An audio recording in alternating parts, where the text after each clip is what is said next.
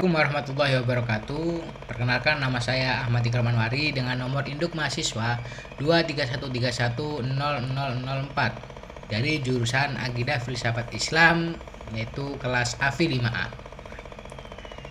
Nah, dan hobi saya sendiri yaitu memancing. Tapi jika ada umpannya sih. Nah, oke. Pada kali ini saya akan memenuhi amanat dari Bapak dosen mengenai tugas UTS mata kuliah Filsafat Sosial Politik mengenai pertanyaan-pertanyaan yang diajukan oleh Bapak. Yang pertama yaitu untuk menceritakan konsep keadilan sosial menurut John Rawls. John Rawls mengemukakan teori keadilan sosial dalam karyanya A Theory of Justice. John Rawls sendiri ini memperkenalkan konsep justice as fairness atau keadilan sebagai kewajaran.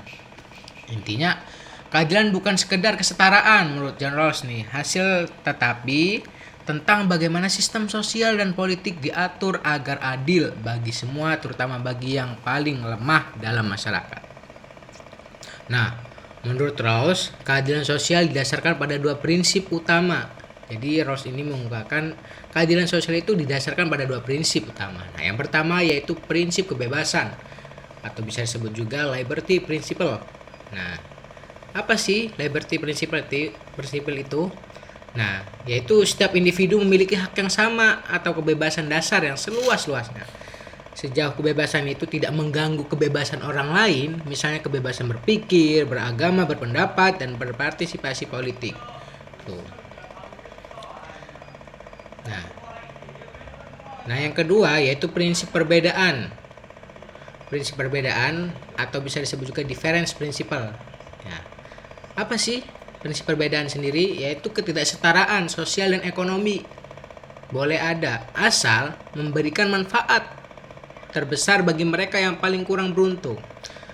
Nah, dalam hal ini yaitu struktur sosial boleh menghasilkan perbedaan, misalnya kaya dan miskin, tapi sistem tersebut tetap harus membantu kelompok yang paling lemah agar mereka juga memperoleh keuntungan.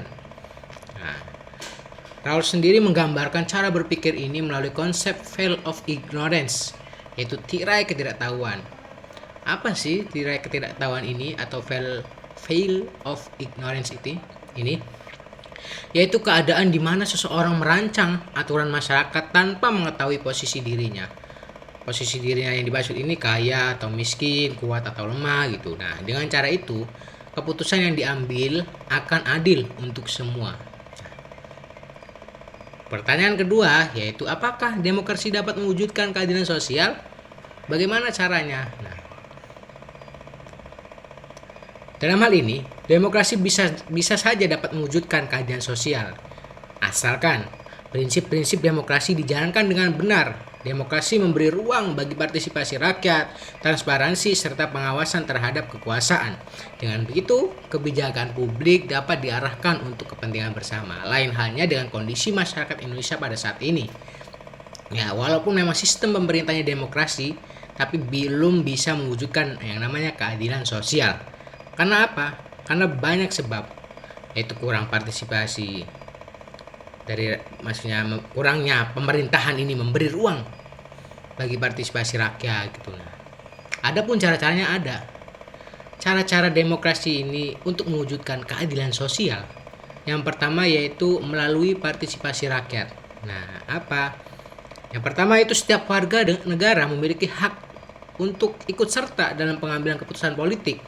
Tidak secara diam-diam, tahu-tahu disahkan. Nah, ini yang kurangnya membuka ruang partisipasi rakyat, sehingga keadilan sosial sendiri terkhusus di negara Indonesia ini belum bisa terwujud.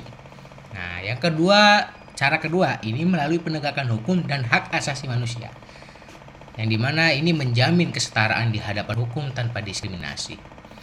Nah, yang ketiga yaitu melalui pemerataan ekonomi dan kesempatan.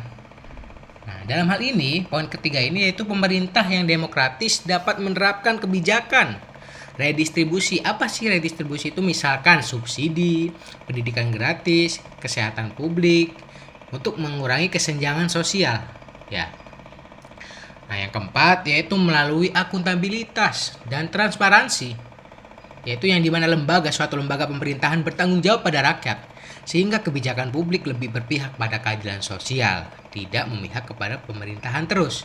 Nah, lain halnya dengan Indonesia sekarang, sangat jauh karena mereka tidak menerapkan dari berbagai cara-cara yang tadi saya sampaikan.